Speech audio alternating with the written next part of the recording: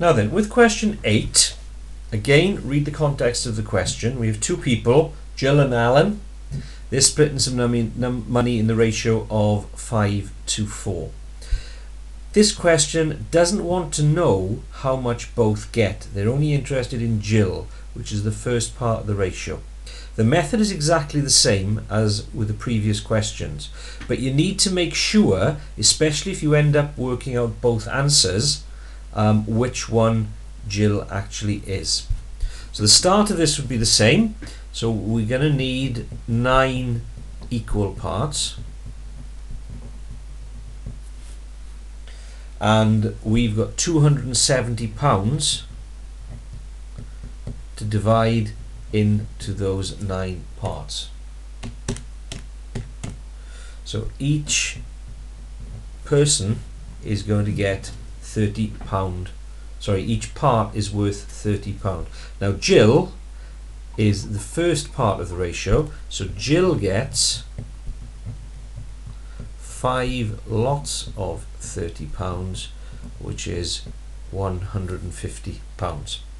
You could go on and work out what Alan got as well, but you wouldn't get any additional marks for it. But if you did just work out the 150 and Alan's share, it's really important that you answer the question by saying or underlining which one is Jill's quantity. Now, part B in this question is a little bit different from all the ratio questions that we've done up until now, because what part B is telling you is what Alan's share is of a different pot. So the ratio is still the same, and we know that Alan gets 4 parts of the total pot. So we know that Alan's £136 is 4 parts of the pot. So Alan's 4 parts are worth £136. So if we take Alan's 136 and divide it by 4, it will give us how much each part is worth.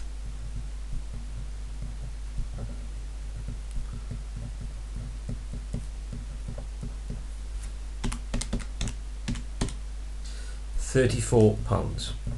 So each of the parts that this pot has been divided up into, which we don't know, is worth £34, but we do know that the ratio is 5 to 4. So we know that there are going to be 9 lots of that £34.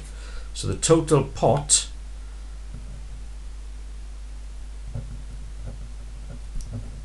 or profit in this question will be 9 lots of 34.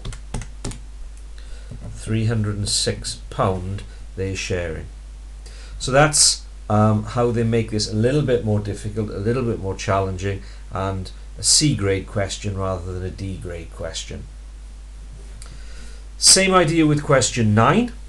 Total number of parts is going to be 17, add 3 is 20. Now you've got a choice here. You can either stick with 4 kilograms, or you could change that into grams and work with 4,000. It really doesn't matter, but what you need to be careful of if you're keeping it as 4 is that when you're dividing it, you are dividing the 4 kilograms divided by 20, which is 0.2 kilograms.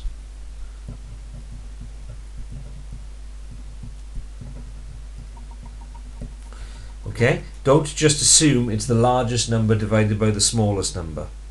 We're splitting 4 kilograms into 20 equal parts, so we're going to do 4 divided by 20. You can avoid that confusion by turning that into 4,000 grams. It doesn't matter. Now, in this particular question, we're just interested in zinc. Copper comes first, so copper is 17, zinc is 3, so the amount of zinc will be 3 lots of 0.2, which is 0.6 kilograms of zinc. Part B in question 9 is set up in the same way as part B in question 8. They're telling you how much zinc you are working with. Okay, you've only got 1.5 kilograms of zinc and zinc makes up 3 parts of the total. Okay, so zinc is 3 parts, and that's equal to 1.5 kilograms. So we're going to do 1.5 divided by 3 to find out how big each part is going to be. So each part will be 1.5 divided by 3 equals 0.5 kilograms. So every part of this alloy is going to have a weight of 0.5 kilograms, and we know that the alloy has got 20 parts. So the greatest amount of the alloy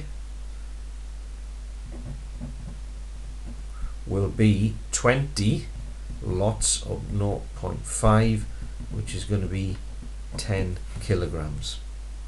So there you go. Again, this time it's the more complicated type of ratio where they're giving you the quantity of part of the ratio and need you to work backwards to find the total amount available to you.